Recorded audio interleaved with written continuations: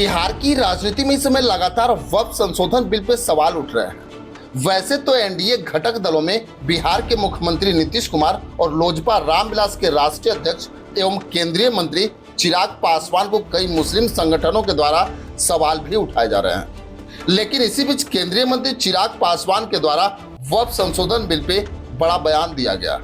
वैसे तो मैं आपको बता दूं कि बिहार में वक्फ विधेयक के खिलाफ जबरदस्त प्रदर्शन हुआ।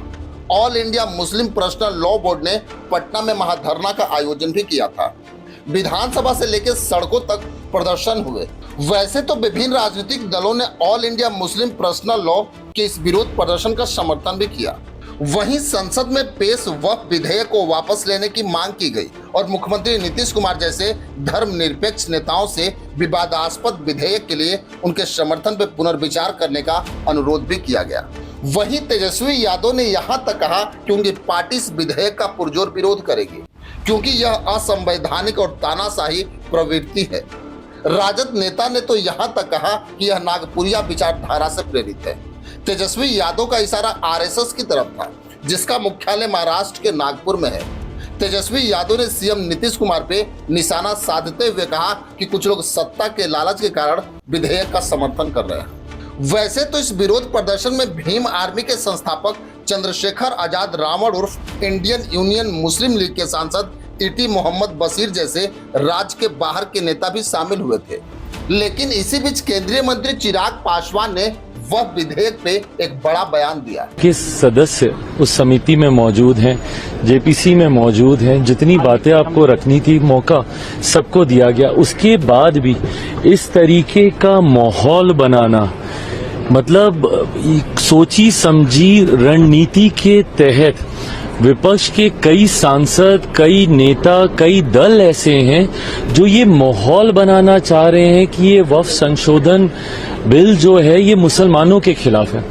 मेरी समझ के परे है कि इस तरीके से मुसलमानों के बीच में आप अपनी राजनीतिक रोटियां सेकने की सोच से, और कौन कौन से दल हैं ये, कांग्रेस जैसी पार्टियां, राजद जैसी पार्टियां, सपा जैसी पार्टियां।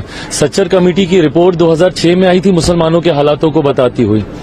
2006 से पहले अधिकांश समय किन लोगों की सरकारें थी? केंद्र की अगर आप बात कर लें, कांग्रेस और कांग्रेस समर्थक सरकारें थी। मैं अगर अपने राज्य बिहार की बात करूं तो 15 साल तक लगातार राजद की सरकार थी। उसके बाद भी मुसलमानों के हालात इतने बदतर थे।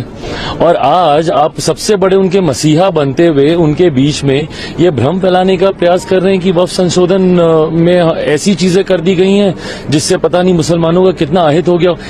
इस सरकार की सोच है कि एक गरीब मुसलमान को भी, मुसलमानों में भी ऐसे वर्ग से आने वाले लोग जो अभी भी मुख्य धारा के साथ नहीं जुड़े हुए, सबको बराबरी का हक मिले। जितने संशोधन है उस सोच के साथ किए जा रहे हैं और बिना मतलब अभी तक पार्लियामेंट में ये आया नहीं, इसके ऊपर चर्चा नहीं। जब आएगा, चर्चा होगी, अपनी बातों को आप रखिएगा, उसके बाद आप बोलिएगा कि क्या सही हुआ, क्या गलत हुआ।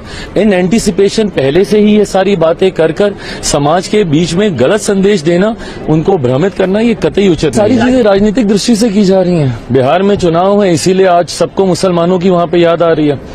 मैं तो पूछना चाहता हूं, मैंने तो कहा है कि भैया बताएं ना सच्चर कमेटी की रिपोर्ट में क्यों ये बातें कही गई। बताएं, राजद जवाब देना कि भाई 15 साल तक लगातार आप सत्ता में थे ना, आपका तो समीकरण भी है भाई। आप तो एमवाई को एकदम सीना ठोक के आप बोलते हैं, तो उस एमवाई समीकरण में क्यों एम की हालत ऐसी रह गई? फॉर दैट मैटर वाई की भी हालत आपने कोई सुधारी नहीं है वहां पे, बट आपके एम की हालत इतनी खतर, इतनी बदतर क्यों हो गई? इसका जवाब इन लोगों के पास है नहीं। बट आज क्योंकि चुनाव आ रहे हैं, सब वहां पर जा रहे हैं हितैषी बनने के लिए। और ताज्जुब तो मुझे कई ऐसे मुस्लिम धार्मिक संगठनों से भी है कि भाई आप मुझ पे तो सवाल उठा देते हैं, आप एक ऐसे बेटे पे सवाल उठा रहे हैं जिसके पिता ने अपनी पार्टी को समाप्त कर दिया 2005 में मुस्लिम मुख्यमंत्री बनाने की बात कर।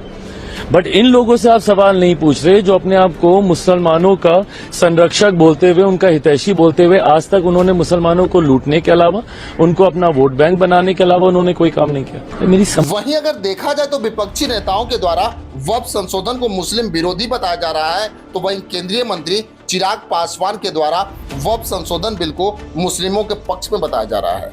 वहीं अब जिस तरह से चिराग पासवान ने वक्फ संशोधन बिल पर सवाल उठाने वालों को जवाब दिया है, उसमें आपकी क्या राय है हमें कमेंट बॉक्स में जरूर लिखेंगे। बस आज के लिए इतना ही, फिर मिलेंगे। जय हिंद।